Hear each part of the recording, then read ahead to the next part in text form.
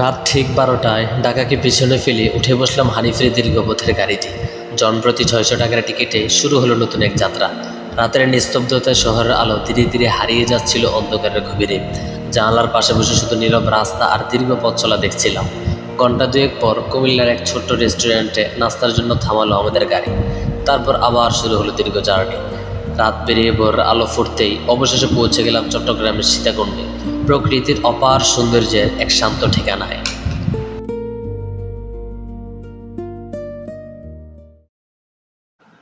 Hi everyone, welcome back to another exciting blog. So guys, finally আমি এখন আছি Guliakhali C বিচের প্রথম মাথায়। আর আজকে আমাদের গন্তব্য হলো যে একদম গুলিয়াখালী সি বিচের শেষ মাথায় যাওয়া।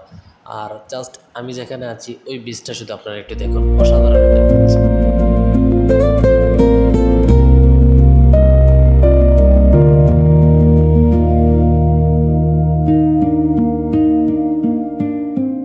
আমার কাছে খুবই বাজে লাগছে, সেটা হলো যে সি বিচে প্রচুর প্যাক।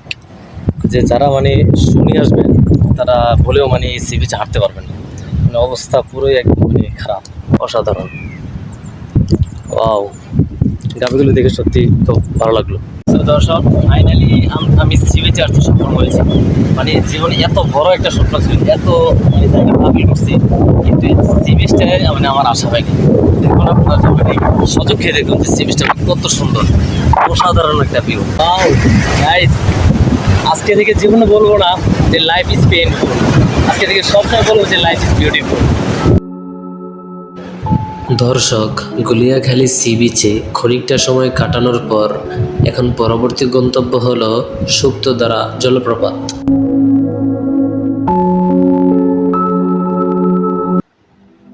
প্রকৃতি যেখানে তার আজন্ম মৌনতা ভেঙে জলতরঙ্গে কথা হয়ে ওঠে, আমি আজ দাঁড়িয়ে আছি সেই সীতাকুণ্ডের গহীন অরণ্যে। লোকচক্ষুর অন্তরালে থাকা এক মায়াবী জলপ্রপাত সুপ্তধারা। লোকে বলে সে ঘুমিয়ে থাকে, কিন্তু তার অন্তরের গভীরে বয়ে চলে এক অবাধ্য প্রেমের ধারা। পাহাড়ের সবুজ আঁচল ছিঁড়ে যখন সে রূপালী জলধারা নিচে আছড়ে পড়ে, তখন মনে হয় মানুষের গড়া এই পৃথিবীটা কতই না তুচ্ছ। চলুন আজ সেই সুপ্ত মায়ার রাজ্যে হারিয়ে যাই।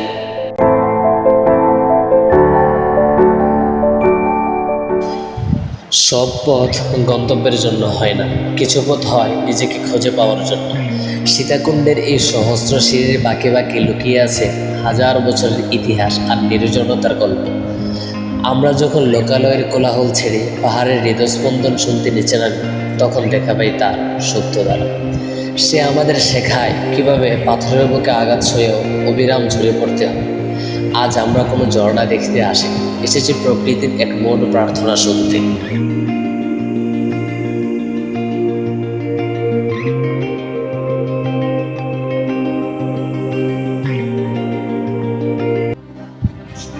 আকাশ ছোঁয়া পাহাড় আর রহস্য ঘেরা বনানীর আড়ালে সে দীর্ঘকাল ধরে তার রূপ লুকিয়ে রেখেছে। সুপ্তধারা নামে যার ঘুমন্ত আবেশ, কিন্তু স্বভাবে যে উদ্দাম ও চঞ্চল।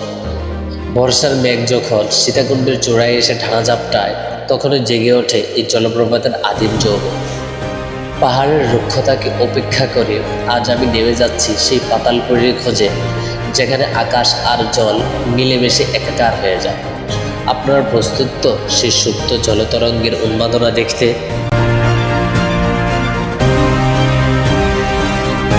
সো গাইস, ফাইনালি আমরা এখান থেকে টিকিট কনফার্ম করে আমরা সুপ্তধারা ঝর্ণার মধ্যে আমরা প্রবেশ করতেছি।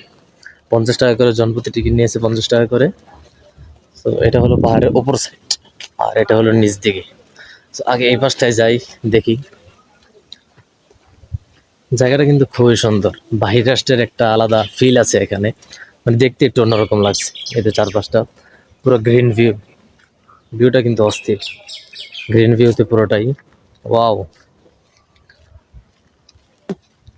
অস্থির একটা জায়গা, পুরো মনোমুগ্ধকর একটা জায়গা, যে কারো মন এই যে এখানে আবার লেখা আছে শিমুলতলি সেতু। ও নাইস, এটা আবার একটা পার্ক।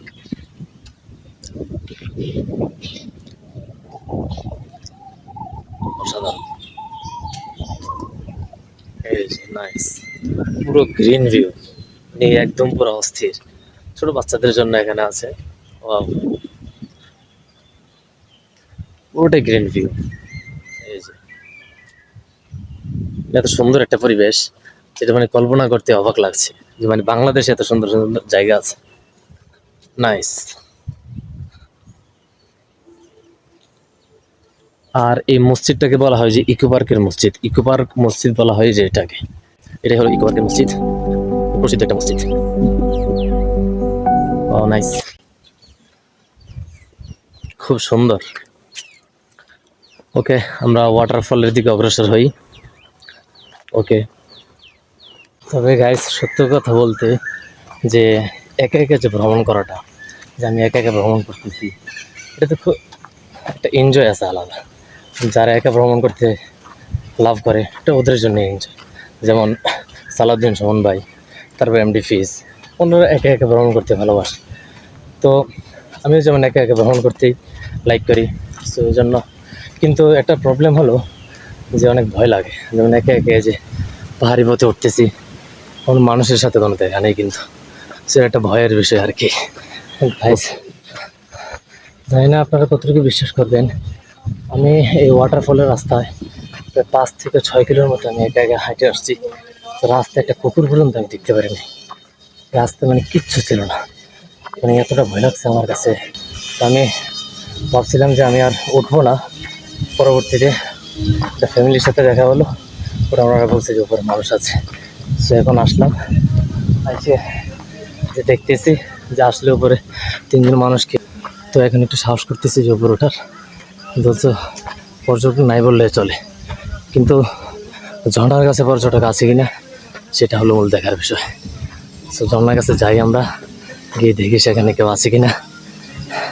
মানে এতটা ভয় লাগছিল আমার কাছে, যেটা আমি কল্পনাও করতে পারিনি মানুষ না থাকার কারণে।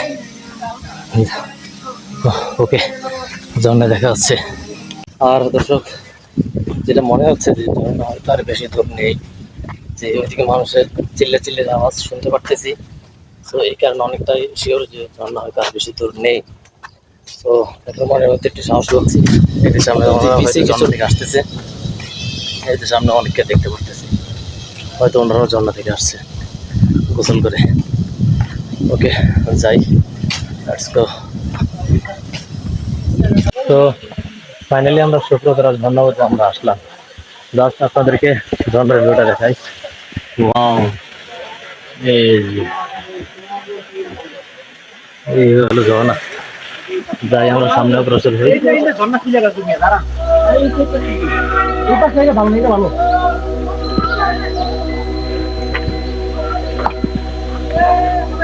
সত্যি অসাধারণ একটা ভিউ।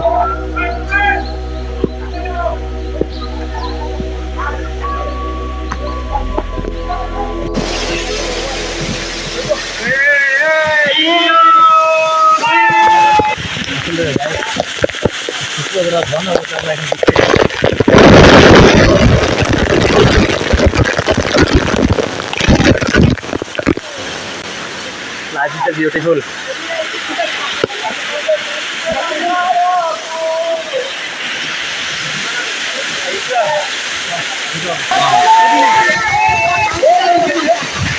পানির এত শব্দ, যার ফলে কথাই স্পষ্ট হয় না।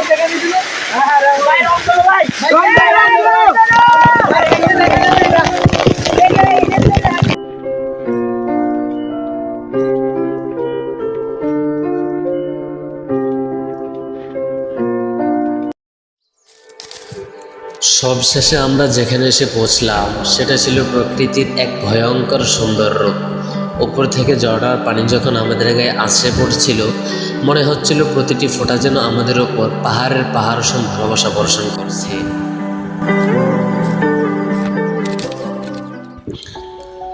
বিশ্বাস করবেন কিনা জানি না, এ ঝর্ণার পানির স্রোতের যে কি প্রচণ্ড চাপ, সেটা উপর থেকে না পড়লে কাউকে বুঝিয়ে বলা সম্ভব নয়। পিঠের ওপর যখন পানির সেই তীব্র ধারা এসে লাগছিল, মনে হচ্ছিল পাথরের চাপ সহ্য করছি, কিন্তু সেই ব্যথার মাঝেও ছিল এক অদ্ভুত প্রশান্তি। মুহূর্তের জন্য মনে হলো শহরের সব ক্লান্তি আর কোলাহল এই পানির তোড়েই ধুয়ে মুছে সাফ হয়ে গেল।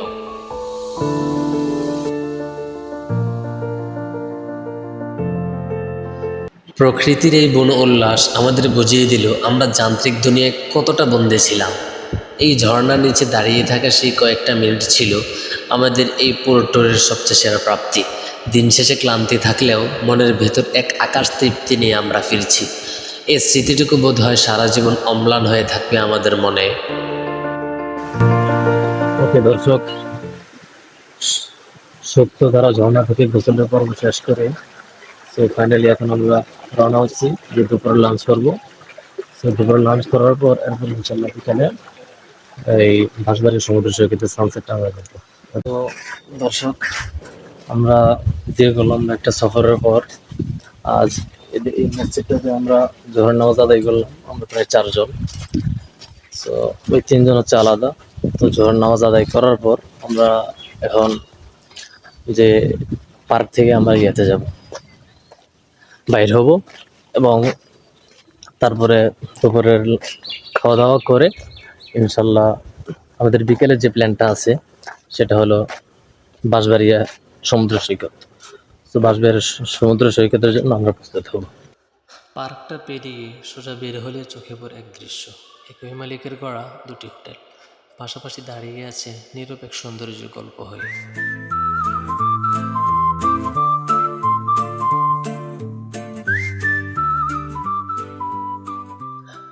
এরপর খাবারের জন্য বেছে নেই ভাত, মুরগি, সবজি, আলু ভর্তা আর ডাল। খাবারের মানটাও ছিল বেশ মানানসই, একদম তৃপ্তিদায়ক। খাওয়ার পরে শুরু হলো মুষলধারে বৃষ্টি। বরজপাতের শব্দে বাঁশবাড়িয়া সমুদ্র সৈকতের পুরো প্ল্যানটাই একেবারে বৃথা হয়ে গেল।